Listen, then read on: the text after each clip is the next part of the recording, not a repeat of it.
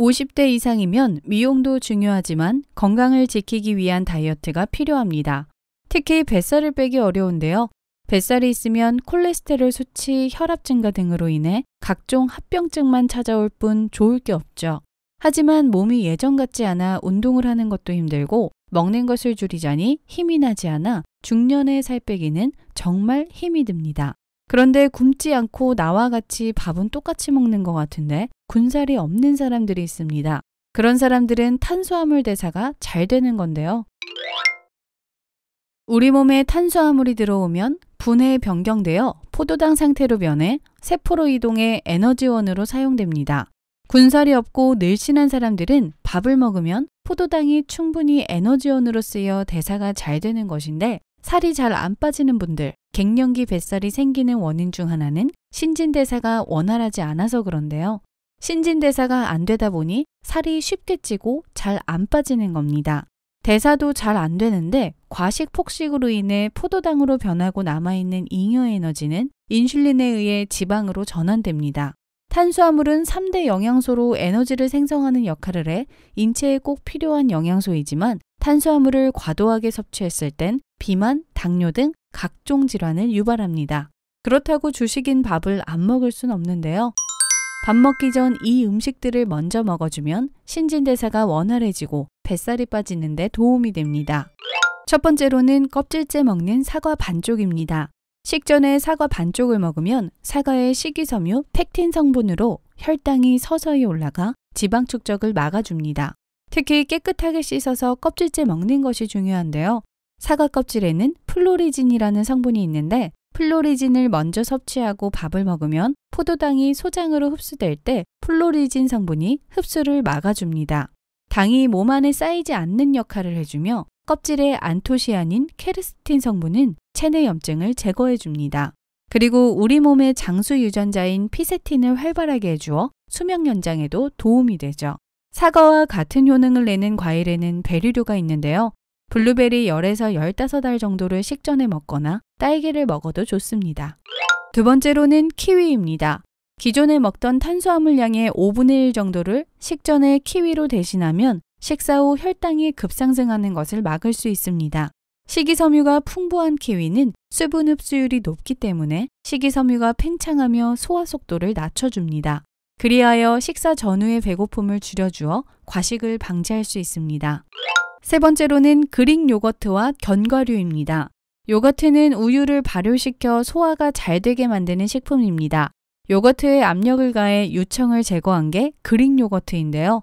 그릭 요거트에 아몬드를 5-6알 정도 넣어 같이 먹으면 포도당 대사에 큰 도움이 됩니다. 미국 매사추세츠 공과대학에서는 그릭 요거트 효능을 실험으로 밝혔는데요.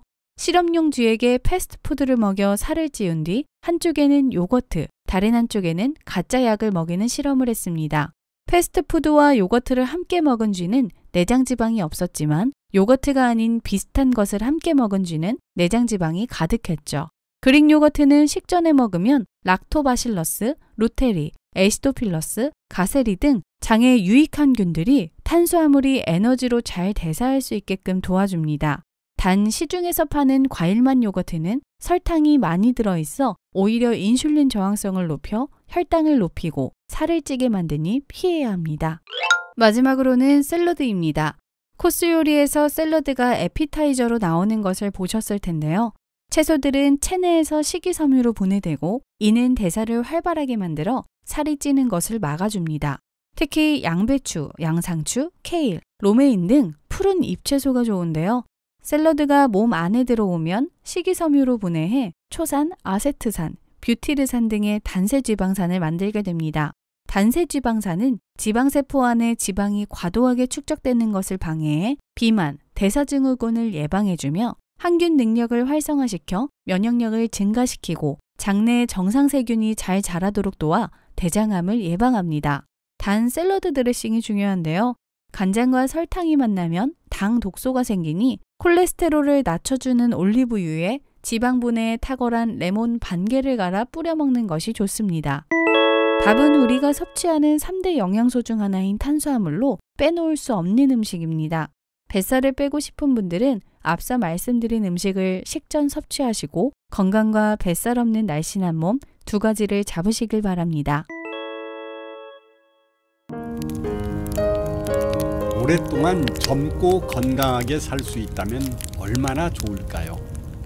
안타깝게도 노화는 우리가 살아가는 동안 계속 진행되고 있으며 거스릴 수 없는 자연의 법칙이지요.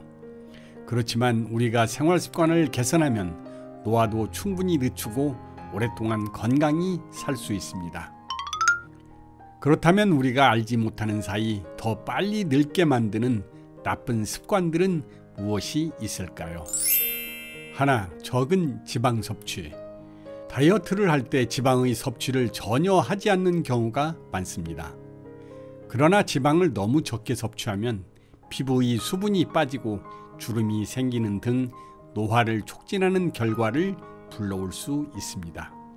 연어와 고등어 같은 기름진 생선이나 호두, 아마시 등에서 얻을 수 있는 지방산은 건강에 좋은 지방으로 심장과 뇌의 기능을 향상시킬 뿐 아니라 피부를 부드럽게 하고 주름을 예방해주며 여드름 발생을 낮추고 매끈한 피부를 유지하는 데 도움을 줍니다.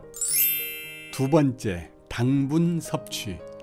단 것을 많이 먹으면 살이 찌는 걱정부터 하는 사람이 대부분일 텐데 당분은 뱃살을 늘릴 뿐 아니라 피부 나이도 증가시킵니다. 체내 혈당이 높아지면 다당류를 이당류 혹은 단당류로 전환시키는 당화 반응이 일어납니다. 이때 피부 조직을 이루고 있는 콜라겐과 엘라스틴이 손상되며 피부의 탱탱한 탄력을 잃고 주름살이 증가하게 됩니다.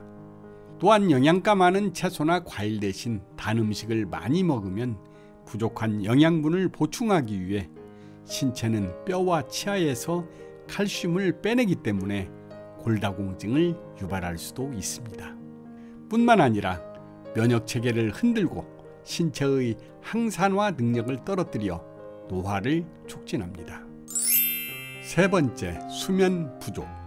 충분한 수면은 우리가 건강하게 살 수 있도록 도움을 줍니다. 성인을 기준으로 하루에 7, 8시간의 수면이 권장되는데 5시간 미만으로 수면을 취할 경우 에너지 부족, 집중력 하락, 체중 증가 등이 일어날 수 있습니다. 하루 수면 시간이 6시간이 안 되는 사람은 7, 8시간을 자는 사람에 비해 일찍 죽을 가능성이 평균 12%나 높다고 합니다. 이뿐 아니라 잠이 부족하거나 잠자는 시간이 불규칙하면 피부가 거칠어지고 눈 밑 다크서클이 심해지며 피부 노화가 촉진됩니다. 우리가 잠을 잘 때 피부도 재생을 하기 때문이죠. 만약 권장 시간만큼 잠을 잘 수 없다면 수면의 질을 높일 수 있도록 방의 적정 온도를 유지하고 소음과 불빛을 최소화해 잠을 자기 좋은 환경을 조성하는 것이 중요합니다. 네 번째, 스트레스. 만병의 근원이라는 스트레스는 노화에도 심각한 영향을 미칩니다. 물론 적당한 스트레스는 긴장감을 유지시켜 민첩하게 일을 수행하는 데 도움이 될 수 있습니다. 그렇지만 스트레스가 지나치거나 오래 지속되면 활성산소가 촉진되어 피부세포가 파괴되고 처지고 주름진 피부를 만듭니다. 스트레스는 육체적 건강뿐 아니라 정신적, 감정적 건강에도 영향을 미칩니다. 혈압을 올리고 면역력을 낮출 뿐 아니라 우울증이나 불안감을 만들지요. 요가나 취미생활 등 스트레스를 줄일 수 있는 활동을 하고 평소 식사, 수면, 운동 등 규칙적인 생활 습관을 유지하는 것이 좋습니다. 또한 우울감에 빠지지 않도록 감정을 조절하는 연습을 하고 혼자 감당하기 힘들다면 가족이나 친구 등에게 도움을 청해야 합니다. 다섯 번째, 운동 부족. 많은 현대인들의 가장 흔한 취미생활은 TV 시청일 텐데요. 오랜 시간을 앉아서 보내는 사람들은 비만과 신장질환, 심혈관 질환 및 암에 걸릴 위험이 더 큽니다. 영국의 한 스포츠 의학 매체의 연구에 따르면 일주일에 150분 이상 운동을 한 사람이 전혀 운동을 하지 않은 사람보다 10년에서 13년까지도 더 오래 살았다고 합니다. 또한 25세 성인 11,000명을 대상으로 한 연구에 따르면 TV를 1시간 시청할 때마다 22분의 기대 수명이 줄어드는데 이것은 TV를 보면서 움직임 없이 앉아있기 때문이라고 합니다. 6번째, 건조한 공기. 겨울철 따뜻하게 지내는 것도 좋지만 실내 온도를 너무 높게 유지하면 공기의 수분을 빨아들여 생활 공간을 건조하게 만듭니다. 여름에는 과도한 에어컨 사용이 실내를 건조하게 하지요. 그런데 건조한 공기에 피부가 오래 노출되면 피부의 수분이 빼앗겨 주름이 쉽게 생기게 됩니다. 피부 표면 온도는 체온보다 약간 낮은 31도가 정상입니다. 실내 온도는 20에서 24도로 맞추고 습도를 40에서 60%로 유지하면 호흡기 질환뿐 아니라 피부 건강에도 좋은 온도와 습도가 됩니다. 7번째, 흡연.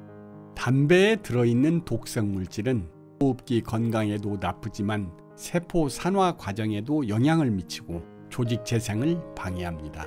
또한 탈수 증세를 유발해 피부를 건조하고 연약하게 하기 때문에 나이가 어려도 피부에 주름과 잡티가 생길 수 있습니다. 8번째, 고독. 직장에서 은퇴한 뒤 고독과 소유감, 상실감 등 정서적인 부적응은 신체적인 질병으로 나타날 수 있습니다.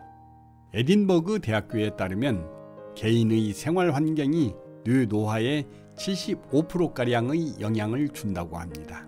뇌를 건강하게 유지하고 치매를 예방하려면 사교 활동이 가장 중요합니다.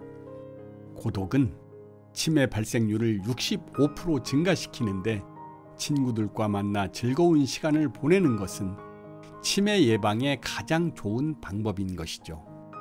또한 나이가 들수록 가족과의 스킨십을 통해 심리적 안정을 찾는 것이 중요합니다. 실제로 스킨십을 하는 사람은 그렇지 않은 사람보다 평균 5년 장수한다고 합니다.